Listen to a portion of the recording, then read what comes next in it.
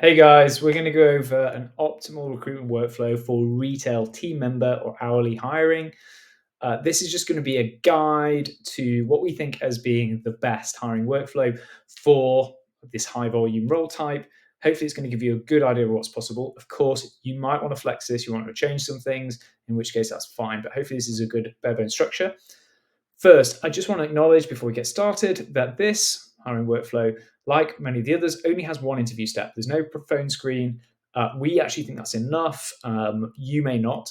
But I will say that if you get this step right, the online assessment step, it is going to do a load of heavy lifting in this process. And it's going to mean you don't need to pre-screen candidates ahead of interview. Hopefully, every candidate that gets through to interview stage will have already demonstrated that they have the right attributes, the right skills, behaviors, knowledge to do the role. So it is more about identifying at that interview which candidates you think might be strongest in role. So let's start at the beginning. I'm going to pinch in here and look at sourcing for retail team member hiring.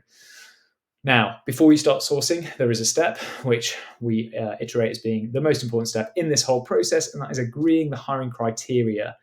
Now, one thing that we see all the time is when it comes to retail hiring, we've hired lots of sales associates before, retail sales associates. So we'll just put the job out, we'll go through the hiring process. Seems to be working okay for us. But this is an opportunity, particularly if you're changing the system, you're building a recruitment system that's going to be more streamlined, it's going to be more consistent, it's going to be more accurate, to really hone that hiring criteria and get agreement across different stakeholders. There is a specific video on this that I really urge you to watch, which is all about how to achieve hiring alignment with different stakeholders in your organization. And your stakeholders are your recruiters, your hiring managers, it could be training retail sales trainers, it could be HR people team that have certain competencies they're aspiring to in new hires. You want to get all those people in a room and you want to agree the hiring criteria with them, and they want to be heard. Now, in terms of getting to that criteria, it has to start by something we call a job analysis, which is this piece here. And that is an understanding, a deep understanding of what people in the role are actually doing, what are the tasks they do, and what are the attributes that are required to complete those tasks effectively.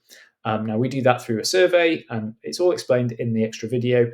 But if you don't get that step right, if your hiring criteria is not aligned between the different stakeholders, or if it's wrong, even worse, you're going to be really effective at getting to the wrong people. Or you're going to be really effective at getting to the right people, but you can't agree between you as hiring managers, as a stakeholder group, what those right people actually are. So it's going to be a waste of everyone's time. So do start there, and please watch that video. Okay, on to advertising. Look, retail sales jobs, most people are going to come from job boards. Yes, maybe on careers fair, social media.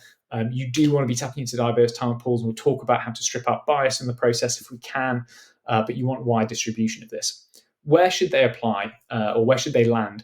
I'd recommend an ATS. Some companies use Indeed outside of their ATS, so they're running an ATS, but they're also using Indeed because Indeed has a one-click apply functionality, and they think that's great because they're getting more applicants through, because one-click apply enables more people to apply. However, it is a false economy. Our data shows that you're just basically really putting extra work on your recruiters, because the vast majority of those people that apply via one-click apply actually aren't that interested or engaged enough to answer the phone to a recruiter, to respond to a text message or an email. So I would encourage that you use Indeed, use the job boards to distribute, but you pull people into your ATS. I don't think you need a CV or a resume for retail team member hiring. I put it as optional because you may want to keep it for records, and that's fine, but you don't need to use it to assess someone's job suitability.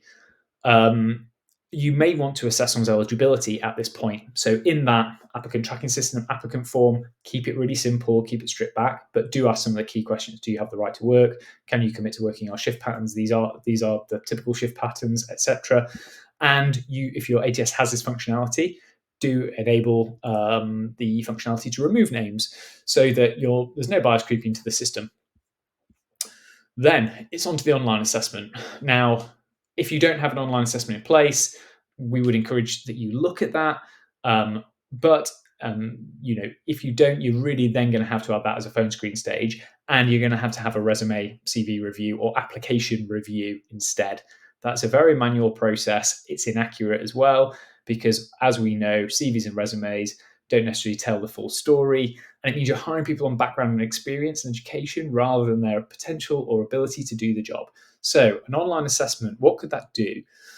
Well, there are lots of different types. We would recommend that you use an assessment that only assesses job relevant attributes. It educates candidates on the job. We do that through our typical day in the life or virtual shift narrative, and enables candidates to deselect themselves from the hiring process. So they learn about the role and go, actually, I didn't realize it was dealing with this customer, or I didn't realize it would be this kind of hectic or frantic. I'm going to opt out. This isn't the right role for me. And that means it's going to save everyone time. They get to opt out, so they're not wasting their time coming for an interview. You are only focusing on candidates that are committed to want to do the job. Now, what the online assessment can then do is trigger an action in your ATS. So let's say it's integrated with your ATS. As soon as the candidate applies, they get invited to take an assessment. They take the day in the life assessment, and then they are scored. If they score above a threshold, which is set by you, then you might want to fast track that candidate through to interview or assessment center. Now, what that threshold is completely dependent on you. We know that some retail vacancies, some locations have lots of applicants, other applications have very few applicants. So that might be on a per vacancy basis, or it might be on a percentile basis. But the goal really is that that score tells you something about the suitability of that candidate. And if they do score well, you can quickly make a decision about going, look, I'm going to book that person in for interview. They applied this morning, but I know that a good score correlates to on-the-job performance and hiring manager satisfaction. So I'm going to get them in an interview with the hiring manager. Then the interview, again, it's really important that you, at this point, you should be giving personal feedback to everyone that comes in for an interview, a face-to-face interview. It's important that they get to know this retail environment, meet some of the key personnel for an engagement reason ahead of offer. And again, you're going to score that. Preferably, your hiring managers will have a structured interview report. Maybe that's been generated from the online assessment, or maybe it's not. But that structured interview report should look at the same attributes that have been assessed in the online assessment and that were agreed with that job analysis, that initial part where you've got alignment on hiring criteria. Importantly, though, you can use that interview as a way of testing those attributes, the same attributes as the online assessment, but doing it in a more interactive way. So not just kind of question and answer, typical boring interview. It should be, okay, here's a point of sale system. This is how you, process a refund. I'm showing you that. Can you kind of, just go through the steps so I can kind of understand, be comfortable that you know how to use the technology, for example. Or here's a customer scenario. They're upset. The item they bought was ripped. How would you handle this customer? They're saying this to you. That's going to hopefully test the same things that the assessment is looking at, but in a face-to-face environment, so you can see how someone communicates, not just what they would say and the judgment they would take. So that's the step and the optimal workflow for hourly hiring at retail level. Obviously, we're really keen on getting your feedback, so please do comment, share, or like this video if you found it being helpful. There's loads more videos in the playbook. We hope the playbook's adding loads of value to you. Thank you so much, and look forward to hearing from you soon. Hey guys, we're going to